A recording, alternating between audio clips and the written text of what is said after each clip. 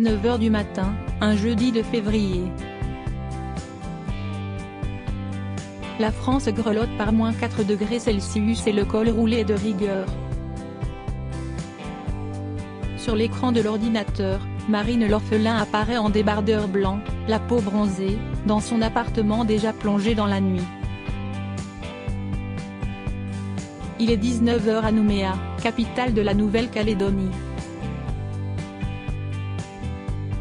Et c'est dans cette île française du Pacifique, à 17 000 km de Paris, que Miss France 2013 a élu domicile, en octobre 2021.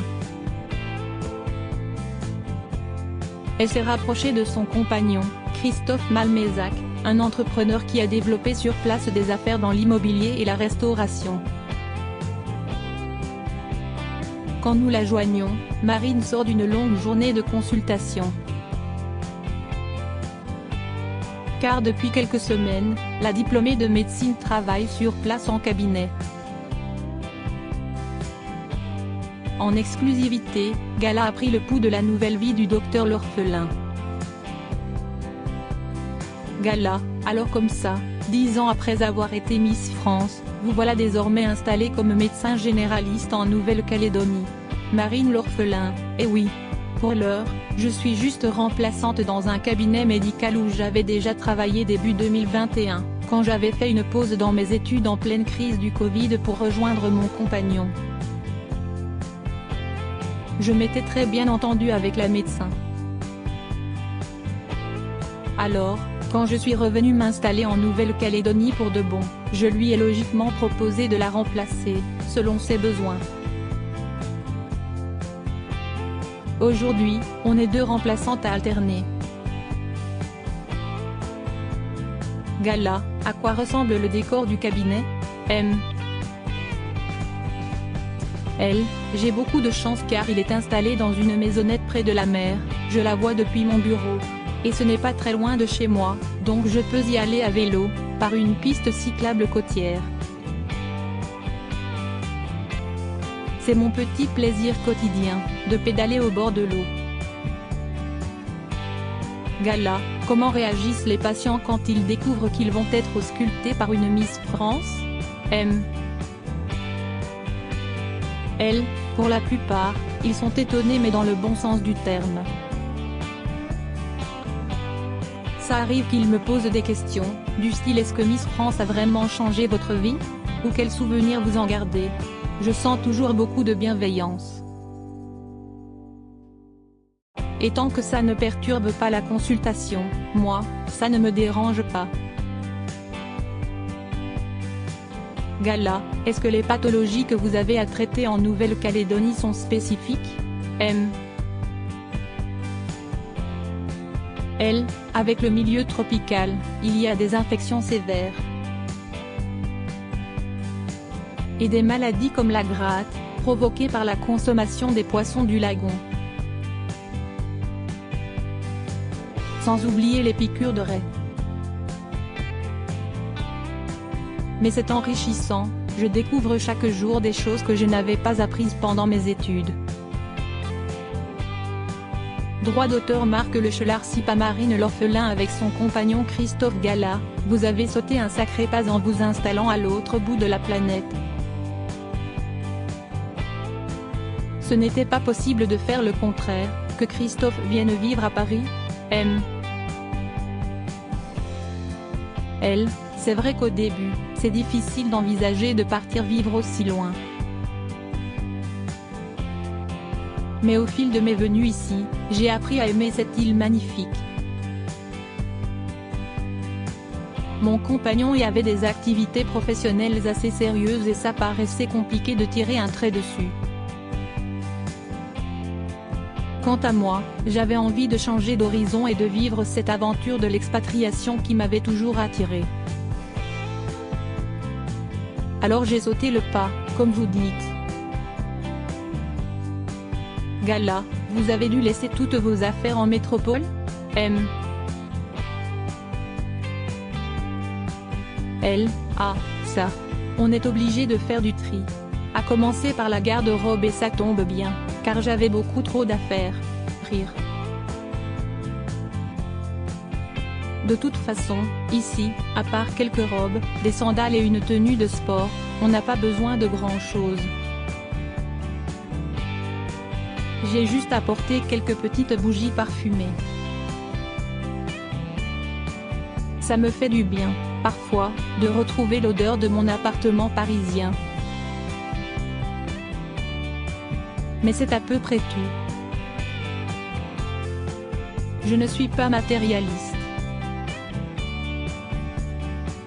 Et puis, c'est un nouveau chapitre qui s'écrit.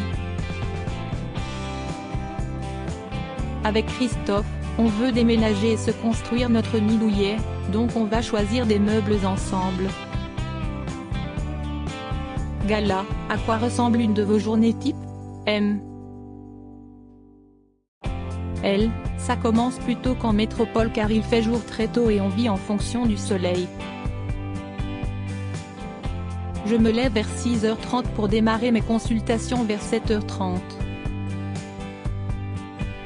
Le midi, je profite au maximum de l'extérieur et je déjeune souvent avec mon compagnon, dans l'un de ces deux restaurants Pokébar, où l'on sert des Pokéballs à base de poissons frais. L'un est situé en centre-ville, sur la place des Cocotiers. L'autre est au bord de la piscine municipale. On fait pire, non? Il m'arrive aussi de prendre une petite salade et d'aller manger sur la plage, pour profiter du décor exceptionnel.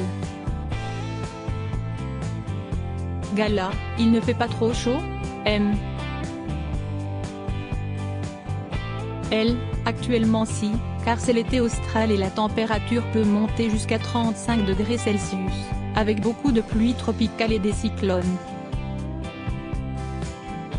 Mais il y a une saison plus sèche et fraîche. Enfin, tout est relatif, ça tourne à 20 à, le jour, et 12 degrés Celsius, le soir. Les journées commencent plus tôt qu'en métropole, je démarre mes consultations vers 7h30 Gala, le soir, justement, vous êtes plutôt plateau télé en t-shirt ou sorti en talons hauts? M. L. On est souvent chez nous, à regarder des séries, des films, ou en rendez-vous téléphonique avec la métropole. À Nouméa, la vie nocturne n'est pas aussi effervescente qu'à Paris, mais il y a beaucoup de bars, où viennent jouer des groupes. D'ailleurs, mon chéri est chanteur et guitariste dans l'un d'entre eux. Il nous arrive d'aller écouter de la musique autour d'un verre. En un an, je me suis fait mes propres amis et on se retrouve en terrasse, dans cette ambiance de ville côtière. C'est vraiment sympa. Gala, pour la sportive que vous êtes, avec son climat et sa nature, la Nouvelle-Calédonie doit être un super terrain de jeu? M. L. Oui. Je me suis mise un peu plus à la course à pied et au trail.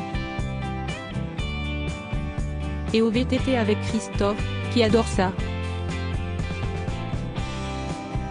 Ça permet de visiter l'île. On pratique aussi ensemble beaucoup de sports nautiques, le kitesurf, le wakeboard et le wingfoil, avec une aile sous l'eau qui fait que la planche vole au-dessus, c'est un peu Aladdin. Gala, vous êtes très présente sur le web, via les réseaux sociaux et votre chaîne YouTube.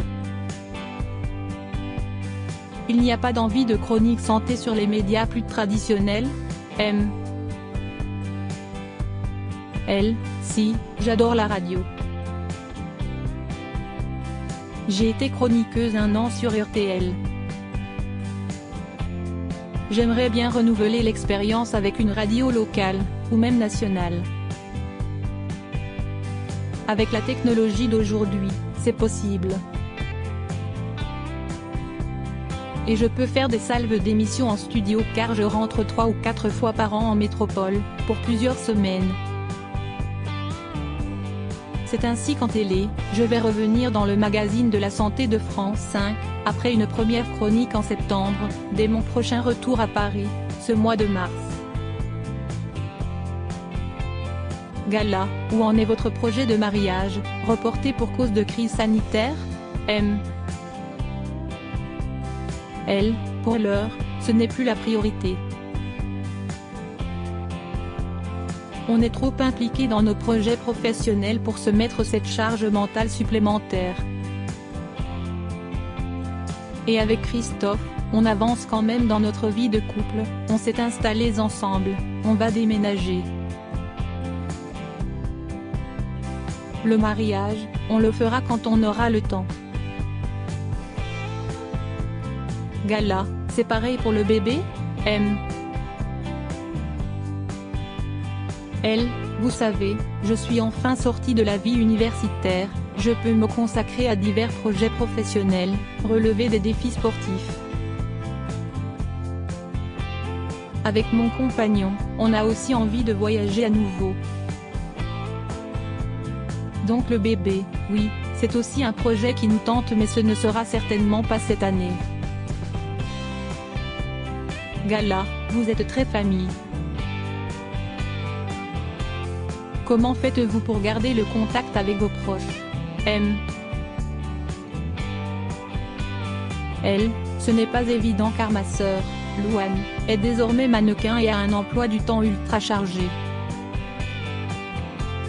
Comme Enzo, mon frère, qui termine ses études dans le marketing sportif. On a un groupe familial Facebook sur lequel on se poste des petits mots, des photos. Et on fait aussi des visios au moins une fois par semaine, surtout avec mes parents. Gala, le 16 mars, vous aurez 30 ans. Vous qui êtes sujette aux crises d'angoisse, est-ce que le temps qui passe vous préoccupe? M. Elle, autant j'ai pu appréhender de vieillir entre 20 et 25 ans, autant là, je ne me suis jamais sentie autant en phase avec moi-même. Ça ne m'empêche pas, c'est vrai, d'avoir des crises d'angoisse, des petits coups de mou car, parfois, ce n'est pas facile d'être loin. Mais je suis en forme, mes projets avancent et j'aime mon nouveau quotidien. Donc je suis très sereine. Cette nouvelle dizaine, je le vois comme une belle tranche de vie que je veux croquer à belles dents. Rire.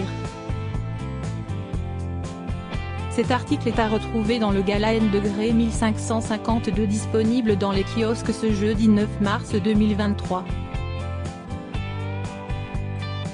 Crédit photo, Marc Le Chelarcipa.